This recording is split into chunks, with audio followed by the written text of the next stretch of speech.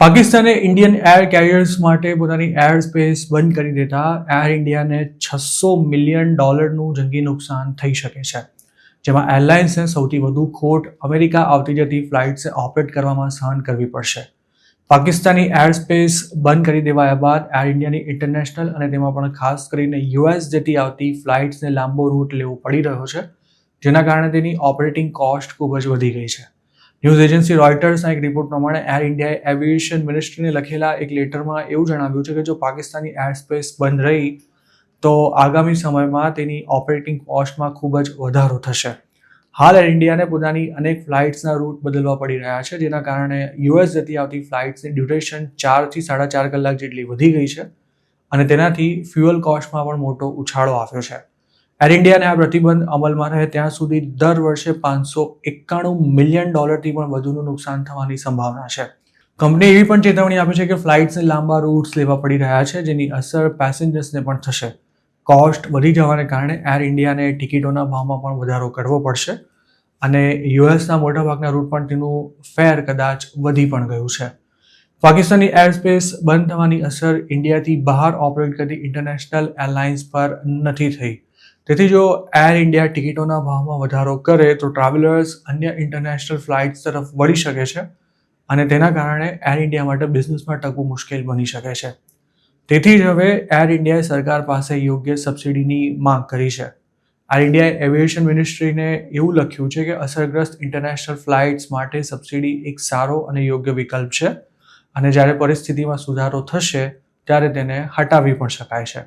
જોકે આ અંગે એર ઇન્ડિયા કે પછી એવિએશન મિનિસ્ટ્રી તરફથી હજુ સુધી કોઈ સત્તાવાર પ્રતિક્રિયા આપવામાં નથી આવી. એર ઇન્ડિયાની ફ્લાઇટ્સ પાકિસ્તાન ઉપરથી ઉડી શકતી ન હોવાને કારણે તેની દિલ્હીથી યુએસ જતી આવતી ફ્લાઇટ્સની ડ્યુરેશન 4 થી 4.5 કલાક જેટલી વધી છે. પાકિસ્તાનની એર સ્પેસમાંથી ટ્રાવેલ કરી એર ઇન્ડિયાની flights non stop US land થતી હતી, પરંતુ હાલમાં આ સ્પેસ બંધ હોવાને કારણે યુએસ જતી ફ્લાઇટ્સને યુરોપમાં ફ્યુઅલ સ્ટોપેજ લેવું પડી રહ્યું છે, જેના કારણે તેની કોસ્ટ તો વધી જ છે, પરંતુ સાથે સાથે ટ્રાવેલિંગનો સમયગાળો પણ વધી ગયો છે.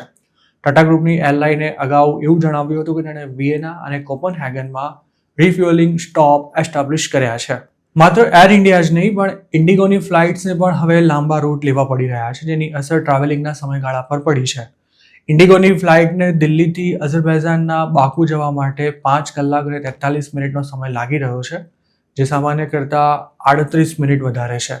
આ ઉપરાંત ઇન્ડિગોની દિલ્હીથી તાશ્કંદ જતી ફ્લાઇટને અગાઉ માત્ર 2 કલાક અને 18 મિનિટનો સમય લાગતો હતો, પરંતુ હવે તેને ઈરાન અને તુર્કમેનિસ્તાન તરફથી લઈ જવી પડી રહી છે અને તેમાં 5.5 કલાક જેટલો સમય લાગી રહ્યો છે. એર ઇન્ડિયાની દિલ્હીથી મિડલ ઇસ્ટ જતી ફ્લાઇટ્સને પણ હવે 1 કલાક જેટલો વધુ સમય લાગી રહ્યો છે અને તેના કારણે તેની ફ્યુઅલ કોસ્ટ વધી ગઈ છે. એપ્રિલમાં એર ઇન્ડિયા અને તેની budget service air India express તથા ઇન્ડિગો વચ્ચે નવી દિલ્હીથી યુરોપ, મિડલ ઇસ્ટ અને નોર્થ અમેરિકાના ડેસ્ટિનેશન્સ માટે અંદાજે 1200 જેટલી ફ્લાઇટ્સ ઓપરેટ કરાઈ હતી. સરકાર પણ જાણે છે કે પહેલગામમાં આતંકવાદી હુમલા બાદ જે સ્થિતિ ઊભી થઈ છે તેના કારણે જમ્મુ કાશ્મીરના બિઝનેસ અને ટ્રાવેલ ઇન્ડસ્ટ્રીને મોટો ફટકો પડ્યો છે.